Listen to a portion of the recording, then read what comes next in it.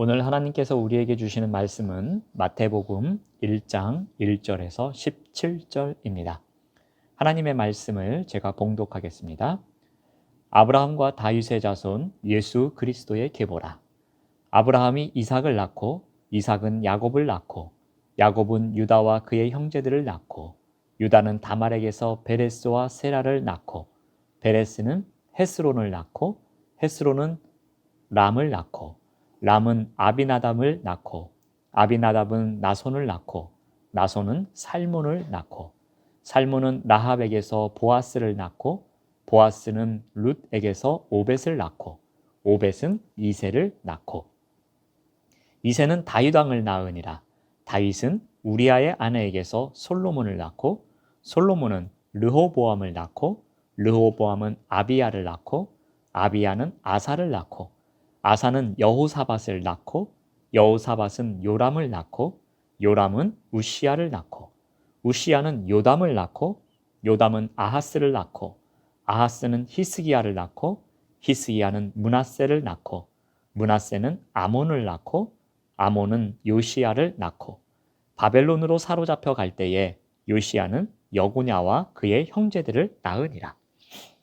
바벨론으로 사로잡혀 간 후에 여고냐는 스알디엘을 낳고 스알디엘은 수룹바벨을 낳고 수룹바벨은 아비훗을 낳고 아비훗은 엘리야김을 낳고 엘리야김은 아소르를 낳고 아소르는 사독을 낳고 사독은 아킴을 낳고 아킴은 엘리훗을 낳고 엘리훗은 엘르아사를 낳고 엘르아살은 mat단을 낳고 mat단은 야곱을 낳고 야곱은 마리아의 남편 요셉을 낳았으니 마리아에게서 그리스도라 칭하는 예수가 나시니라.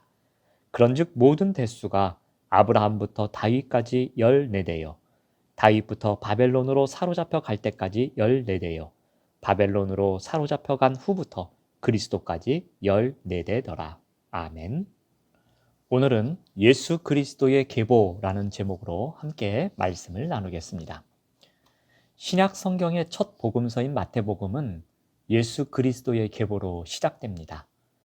이 계보는 14대가 3번 반복되는 것으로 구성되어 있습니다.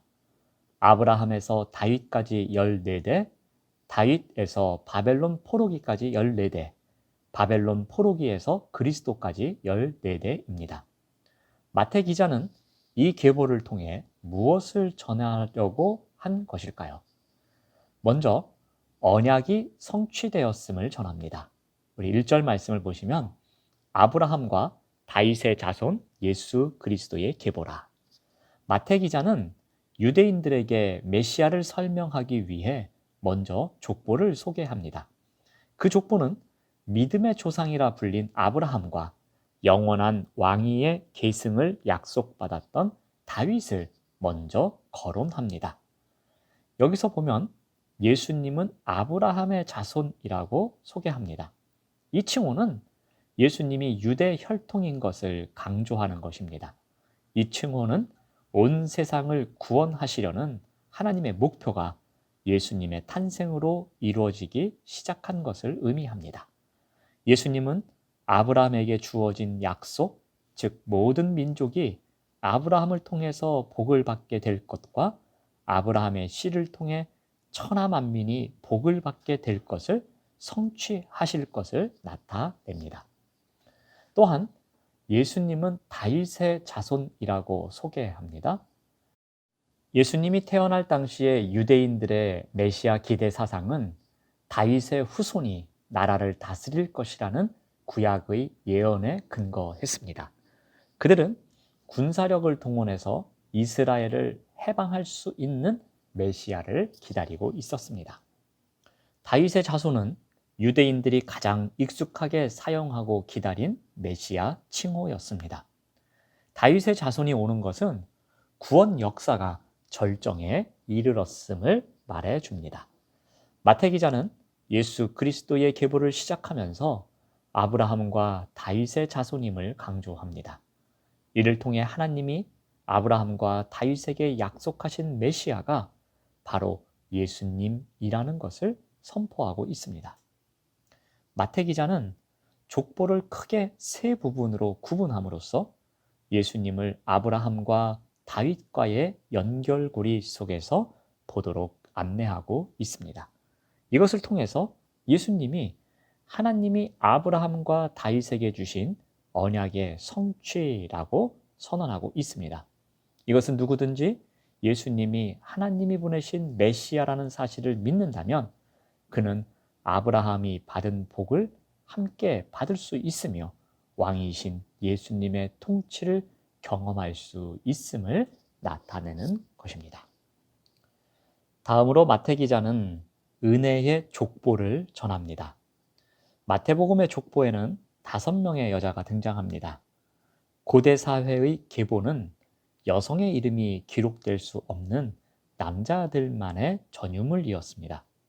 그런데 이 여자들 가운데서도 마리아 말고는 모두 약속의 외인이었던 이방인이었습니다. 사라, 리브가, 라헬 같은 유대인이 아니라 수치스러운 이방인의 이름이 나오고 있습니다. 그리고 5 모두 비정상적인 결혼을 경험합니다. 유다의 며느리였던 다말, 기생이었던 라합, 이방 여자 룻은 남편과 사별한 이후 다시 결혼합니다. 남편 우리야를 죽인 다윗과 결혼한 밧세바도 나옵니다. 마리아도 아직 결혼하지 않은 처녀의 몸으로 아기를 낳은 사람입니다. 이방 출신 여자들이 메시아의 계보에 들어간 것은 어떤 의미가 있을까요? 이것은 온 세상을 구원하시려는 하나님의 계획이 이미 이스라엘의 역사 속에 들어 있음을 이야기합니다. 자, 또한 네 여자들은 일반적이지 않은 임신과 출산을 경험합니다. 그러나 이들은 누구보다도 하나님의 구원의 역사에 적극적으로 참여합니다. 하나님의 은혜로 그들은 모두 하나님 나라의 중요한 역할을 담당합니다. 마리아도 당시의 관습에서 수용하기 어려운 임신과 출산을 경험합니다. 그러나 하나님의 구원의 역사에 적극 참여하는 길을 선택합니다. 이런 점에서 예수님의 계보는 모든 민족을 구원하시려는 하나님의 계획을 성취하기 위해 다양한 종류의 사람들, 특히 이방인들을 치유하실 은혜의 소망을 선포하고 있는 것입니다. 마지막으로 마태 기자는 인간 너머의 족보를 나타내고 있습니다. 구약의 족보 중 하나를 소개해 보겠습니다. 창세기 5장 1절 말씀입니다. 이것은 아담의 계보를 적은 책이니라. 하나님이 사람을 창조하실 때에 하나님의 모양대로 지으시되. 구약의 족보는 조상인 아담의 이름을 따서 아담의 족보라고 명명합니다. 이것은 족보에 가장 영향을 많이 준 사람이 아담이라는 의미를 담고 있습니다. 조상에 의해 후손의 존재 의미가 만들어지는 족보입니다. 그런데 마태 기자가 기록한 족보는 후손인 예수 그리스도의 족보라고 부릅니다. 즉, 후손인 예수를 통해서 조상들의 존재 의미가 결정되고 있음을 말합니다. 계보는 아버지가 누구를 낳고의 패턴으로 계속 진행되다가 16절에서 그 패턴이 깨집니다. 16절 말씀을 봅니다. 야곱은 마리아의 남편 요셉을 낳았으니 마리아에게서 그리스도라 칭하는 예수가 나시니라. 아버지가 예수님을 낳은 것이 아니라 마리아는 여성을 통해 예수님이 나셨다라고 합니다. 지금까지 나타는 모두 능동태로 기록되어 있습니다. 그런데 16절에 나시니라는 수동태로 표현되어 있습니다. 즉, 복음은 인간의 계획하에 나타난 것이 아니라 하나님의 계획하에 우리에게 주어진 것이라고 말하고 있습니다. 하나님의 은혜 가운데 우리에게 주어진 선물이 바로 예수 그리스도의 계보라고 이야기를 합니다. 마태복음은 예수님의 긴 족보로 시작합니다. 그래서 마태복음을 읽을 때에 조금 지루하게 여겨지는 부분이기도 합니다. 하지만 그 안에는 마태 기자가 이 복음서를 시작하면서 선포하고자 하는 메시지가 담겨져 있습니다. 궁극적으로 마태 기자가 족보를 통해 전하려고 하는 것은 예수님은 어떤 분이신가입니다. 예수님은 언약의 성취를 이루시는 분이요, 하나님의 은혜를 전하시는 분이요, 인간 족보와는 다른 족보를 가지신 분임을 이야기하고 있습니다. 이 족보를 통해 예수님의 인성과 신성을 생각해 볼 수 있습니다. 족보를 따라 이 땅에 아브라함과 다윗의 자손으로 오신 역사적 근거에 의한 인성을 지닌 예수님이시면서 동시에 인간의 족보와는 다른 하나님의 개입하심에 따라 이루어진 신성을 지닌 분임을 우리가 알게 됩니다. 신이신 분이 인간의 몸으로 이 땅에 오신 구원의 역사를 돌아보게 하는 족보입니다.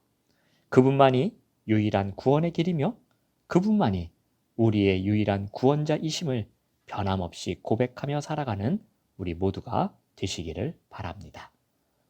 기도하겠습니다. 하나님 감사합니다. 예수 그리스도의 족보를 돌아보며 우리의 유일한 구원자이시며 구원의 길이신 예수 그리스도를 묵상합니다. 오직 예수 그리스도만을 바라보며 예수 그리스도를 따라가며 예수 그리스도와 함께 살아가는 우리의 인생길 되도록 인도하여 주시옵소서. 예수님의 이름으로 기도드립니다. 아멘. 생명의 말씀으로 나를 채우사 주의 길 예비케 하소서. 성령의 능력으로 길을 부으사 진리를 선포하게 하소서.